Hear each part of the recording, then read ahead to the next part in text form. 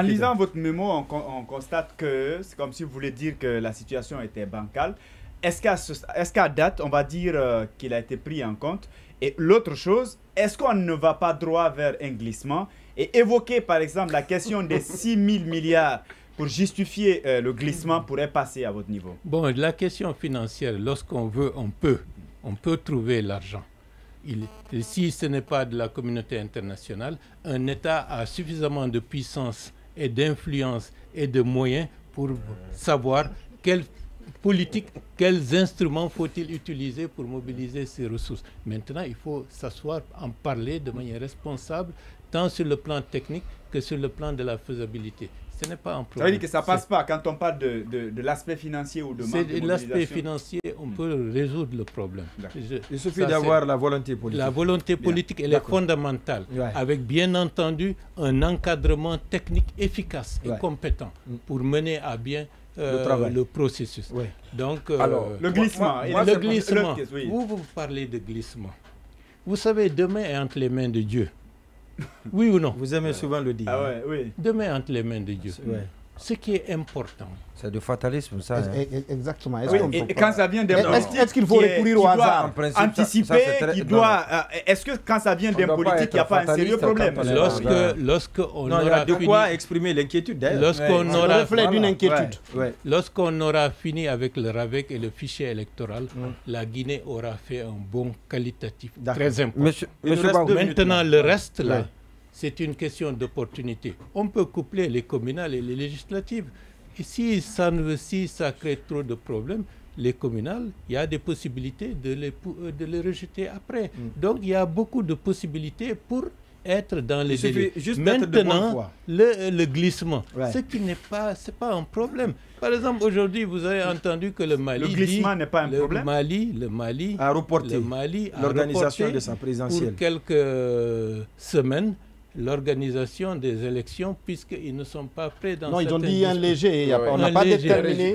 On n'a pas déterminé la ils n'ont pas déterminé. Voilà. Maintenant, ils ont déjà fait le référendum, etc.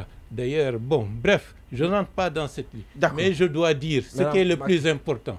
Le processus par lequel la Guinée est en train d'avancer, le plus important, le processus de retour à l'ordre constitutionnel se fait d'étape en étape. Il y a des étapes essentielles. Si ces étapes essentielles sont faites, même si on retarde de 2 mois, 3 mois, 4 mois, c'est compréhensible. C'est tout à fait... Mais pas d'une année quand même.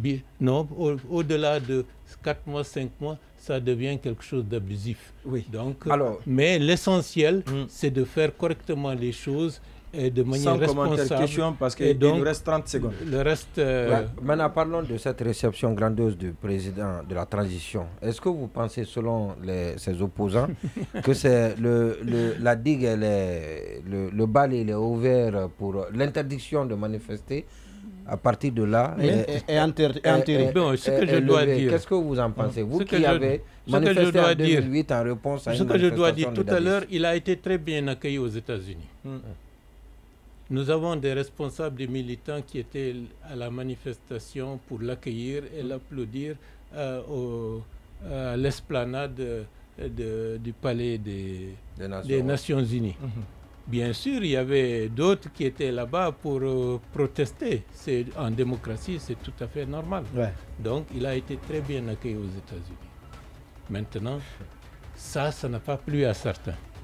Parce qu'on disait que les autorités de la transition sont au banc de la communauté internationale, ils n'ont pas de soutien, c'est eux seuls qui représentent 99,99% vous vous adressez aux forces vives là. Qui représentent, et aujourd'hui il y a eu un démenti flagrant.